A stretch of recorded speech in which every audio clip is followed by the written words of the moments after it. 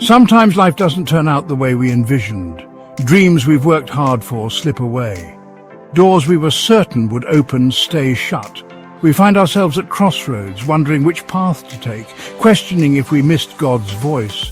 But what if those detours are exactly where God needs us to be? What if the no we hear today is His way of preparing us for something far greater tomorrow? What if, in the midst of our disappointment, God is whispering, "I have something even better for you"?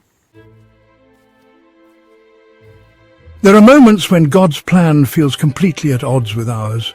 We have our dreams, our goals, and our carefully laid plans. We envision a certain path for our lives, one that seems logical and fulfilling. But then, out of nowhere, life takes an unexpected turn. It's confusing, frustrating, even painful. We find ourselves questioning everything, wondering why things aren't going the way we hoped. The disappointment can be overwhelming, and it's easy to feel lost and alone. We pray for breakthroughs, for open doors, for the desires of our hearts to align with His will.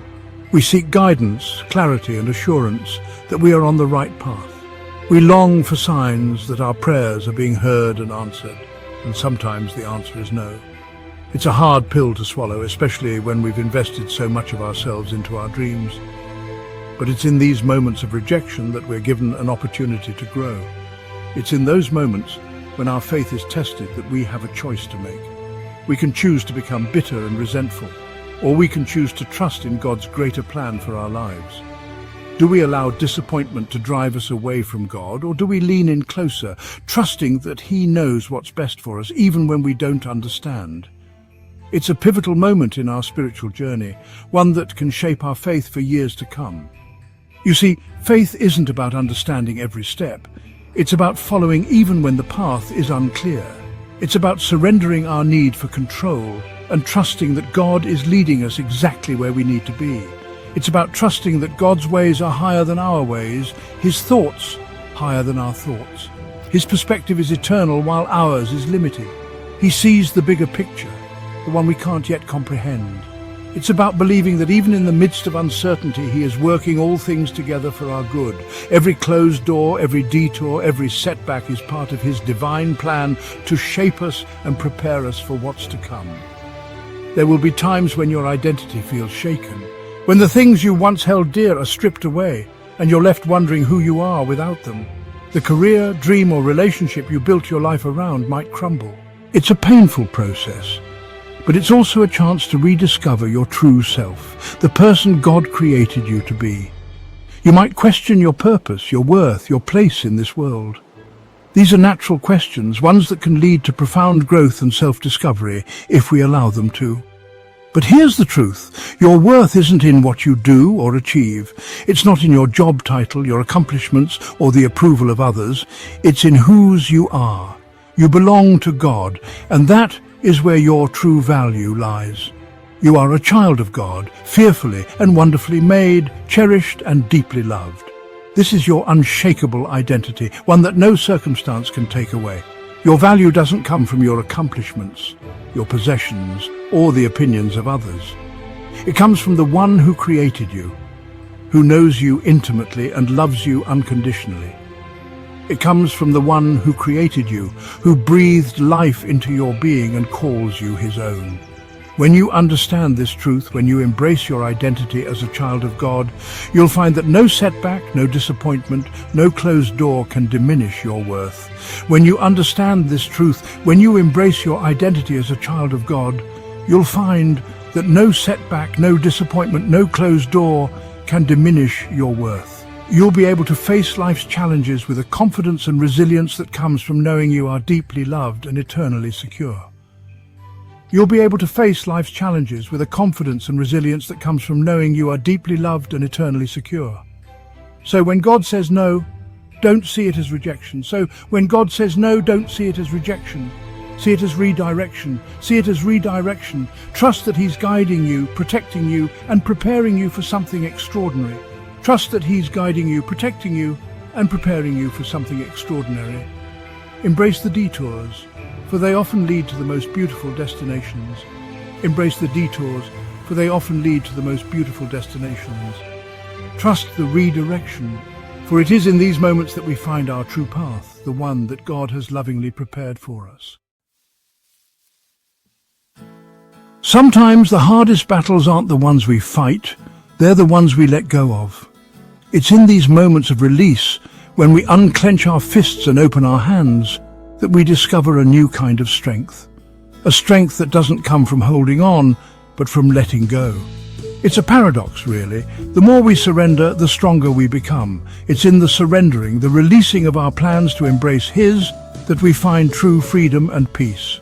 When we let go of our need to control every detail, we make room for God's perfect plan to unfold. It's in this space of trust and faith that we find a peace that surpasses all understanding. A peace that fills our hearts and minds, even in the midst of chaos. Surrender isn't giving up, it's giving over. It's a conscious decision to place our lives in God's hands, to trust that He knows what's best for us. It's about releasing our grip on our own plans and allowing God to lead us on a path that we might not have chosen for ourselves, but one that is ultimately for our good. It's saying, God, I trust your plan, even when it doesn't align with mine. It's believing that His ways are higher than our ways, and His thoughts are greater than our thoughts. It's having faith that His timing is perfect, even when it feels like we're waiting forever. It's trusting that He is working all things together for our good, even when we can't see it. I believe your ways are higher, your thoughts are greater, and your timing is perfect. It's about surrendering our timeline to His, knowing that He is never late, but always on time. It's about trusting that His plans for us are good, even when they don't make sense to us. It's about believing that He is in control, even when our world feels out of control. It's about acknowledging that we don't have all the answers, that we can't control every outcome. It's about admitting our limitations and recognizing that we need God's wisdom and guidance. It's about being humble enough to say, I don't know, but I trust that you do. It's about letting go of our pride and embracing a posture of humility and dependence on God. It's about letting go of the need to be in control and trusting that God is in control, even when life feels chaotic and uncertain. It's about finding peace in the midst of the storm, knowing that God is our anchor. It's about resting in the assurance that He is with us, even when we can't see the way forward. It's about trusting that He is working behind the scenes, orchestrating everything for our good. Ask yourself, can you trust God when He says no? Can you believe that His no is just as loving as His yes? Can you trust that He has a better plan, even when it's not the plan you had in mind? Can you surrender your desires to His will, knowing that He knows what's best for you? It's in these moments of surrender that we grow in our faith and trust in God. Can you believe in His goodness, even when life feels unfair? Can you trust that He is good, even when your circumstances are not? Can you hold on to the truth that He is for you, even when it feels like everything is against you? It's in these moments of doubt and uncertainty that our faith is tested and strengthened. It's in these moments that we learn to trust in God's goodness, even when we can't see it. Can you surrender your will to His, knowing that He has your best interests at heart? Can you trust that His plans for you are good, even when they don't align with your own? Can you believe that He is working all things together for your good, even when it doesn't feel like it? It's in these moments of surrender that we experience God's love and faithfulness in new and profound ways. Every detour is part of His design. Every unexpected turn is a part of His plan.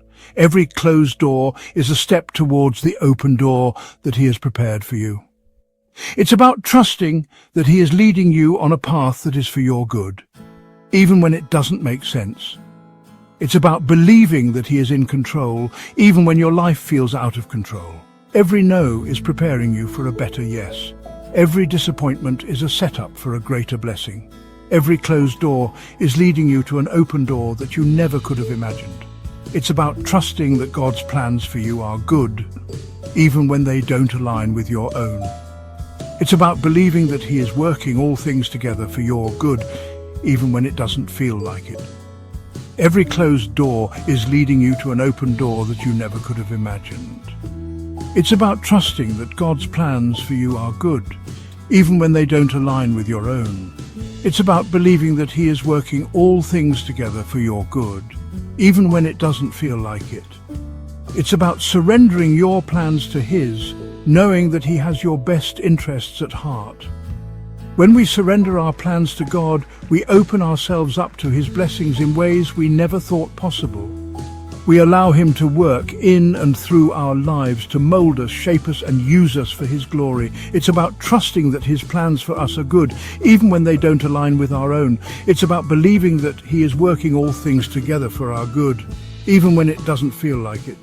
We allow Him to work in and through our lives to mold us, shape us, and use us for His glory. It's about surrendering our plans to His, knowing that He has our best interests at heart. It's about trusting that His plans for us are good, even when they don't align with our own. It's about believing that He is working all things together for our good, even when it doesn't feel like it. It's about surrendering our will to His, knowing that He has our best interest at heart. Chapter 3. Live your testimony. The greatest sermons aren't preached, they're lived. Every action you take, every decision you make, speaks volumes about your character and your faith. Your response to life's challenges will inspire others more than any words you could say. It's in those moments of trial and tribulation that your true testimony shines through.